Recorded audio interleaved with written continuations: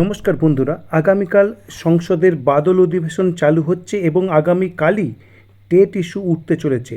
একদম ঠিক শুনছেন, টেট ম্যাটারে বড়সড় আপডেট আপনাদের সামনে আনতে চলেছি আজকের এই ভিডিওর মাধ্যমে।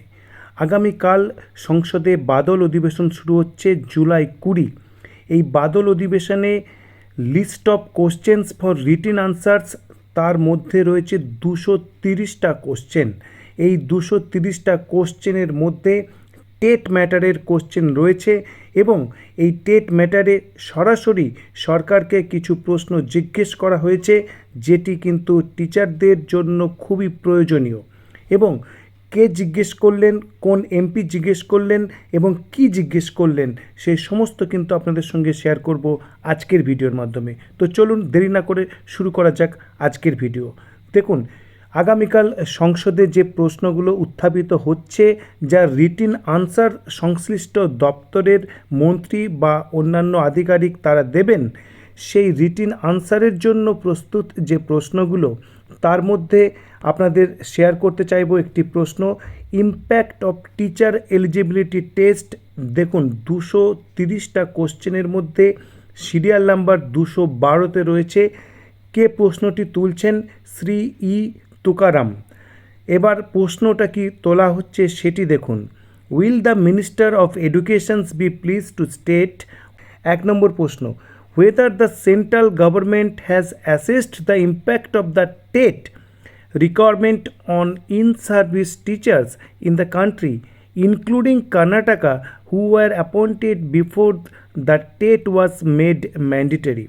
অর্থাৎ সেন্ট্রাল গভর্নমেন্ট কোনো অ্যাসেসমেন্ট করেছে কি না এই টিচারদের সম্পর্কে, এবং ইনক্লুডিং কর্ণাটক বলা হচ্ছে। অর্থাৎ এই এমপি আমরা ধারণা করতে পারি তিনি কর্ণাটক স্টেট থেকে বিলং করছেন। এবং সেকেন্ড প্রশ্ন সেটি কি দেখুন, if so the number of such teachers in the country, যদি সেটা করে থাকে অ্যাসেসমেন্ট, তাহলে কত সংখ্যায় রয়েছে এই ধরনের টিচারের সংখ্যা কান্ট্রিতে, স্টেট এবং union territory wise including Karnataka. পুরো ব্রেকআপ জানতে চাওয়া হচ্ছে, রাজ্যভিত্তিক এবং কেন্দ্রশাসিত অঞ্চল ভিত্তিক কতজন টিচার্স রয়েছে। Whether the central government proposes to amend Section 23 of the RT Act 2009 to provide appropriate relief to teachers appointed before the TET requirement came into force. If so, the details thereof. And দেখুন, C পয়েন্টটা কিন্তু একেবারে সকল টিচারের যে কাম্য এবং সবচেয়ে যে ফিজিবল সমাধান এই প্রবলেমের, সেটি কিন্তু সরাসরি জানতে চাইছেন সরকারের থেকে। কি বলছেন যে আরটি অ্যাক্টের সেকশন 23-র অ্যামেন্ডমেন্টের কোনো প্ল্যানিং আছে কি না সেটি কিন্তু জানতে চাইছেন।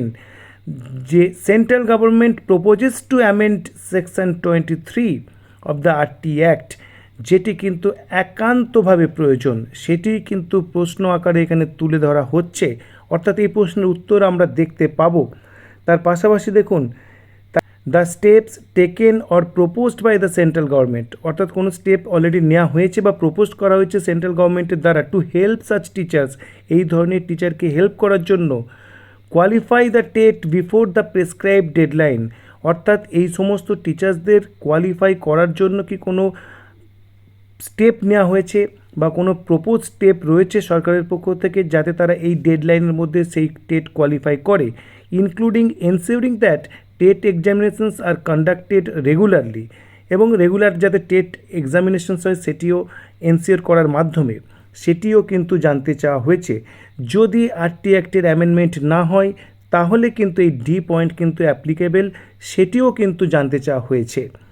এবার দেখুন 5 নম্বর পয়েন্টে, whether any transitional relief is under considerations and if so the details thereof, কোনো ধরনের ট্রানজিশনাল রিলিফের কোনো প্ল্যানিং সরকারের আছে কি না সেটিও কিন্তু জানতে চাইছেন। একেবারে স্পষ্ট করে 5টি প্রশ্ন কিন্তু এই টেট ম্যাটারে ব্রেকআপ করে করে কিন্তু জিজ্ঞেস করা হয়েছে।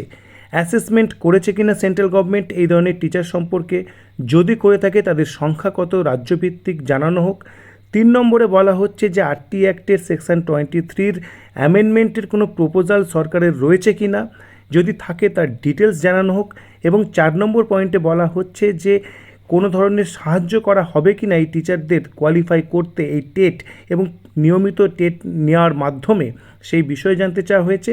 এবং 5 নম্বরে কোনো ট্রানজিশনাল রিলিফ দেওয়ার বিষয়ে কোনো প্ল্যানিং রয়েছে কি না বা কনসিডারেশনের মধ্যে রয়েছে কি না সেটি জানতে চাওয়া হয়েছে।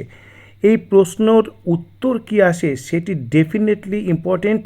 এর পাশাপাশি আপনাদের জানাতে চাইব যে কোন কোন বিল সংসদের উত্থাপিত হতে চলেছে বাদল অধিবেশনে, তার ডিটেলস নিয়ে কিন্তু আমরা নেক্সট ভিডিওতে শেয়ার করব। তো এই ছিল আজকের আপডেট। পরবর্তী আপডেটের জন্য অবশ্যই চ্যানেলটি সাবস্ক্রাইব করুন এবং এই ভিডিওটি ইনফরমেটিভ মনে হলে শেয়ার করুন। ধন্যবাদ।